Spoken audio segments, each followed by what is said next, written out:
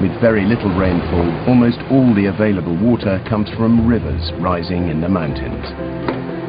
The problem is that most of the rivers are diverted into irrigation schemes long before they reach their final natural destination. Somewhere, still more than 1,000 kilometers to the west, the Aral Sea was dying of thirst.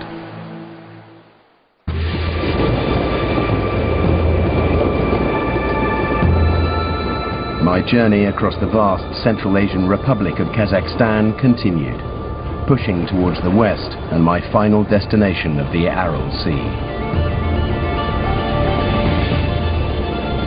Scorched by the searing continental heat of the summer, where temperatures can reach 50 degrees centigrade, the landscape was becoming more arid.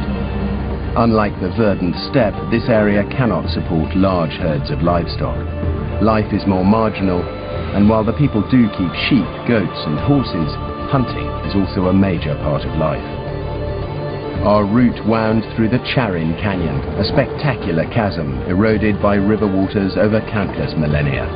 It's a bleak and pitiless place, and perhaps not surprisingly, it's home to a particularly pitiless Kazakh predator, the golden eagle.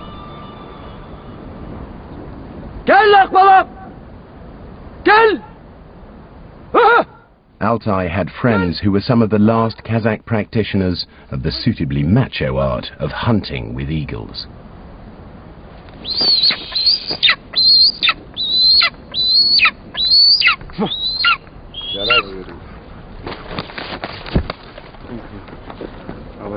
He's quite excited by that.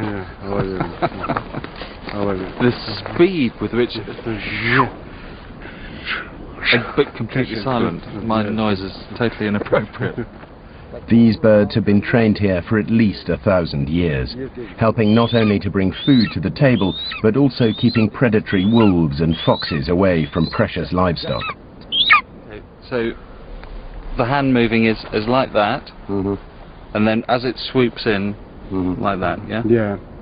What are the chances of it, say, I don't know, landing on my head?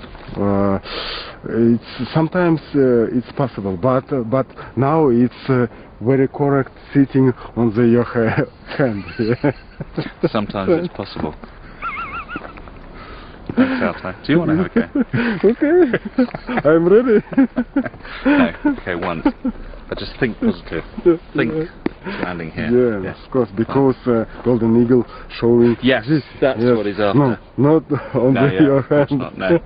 Okay. Well, I'm ready. Bek Mukan had made it look easy enough, but he had a lifetime of experience behind him.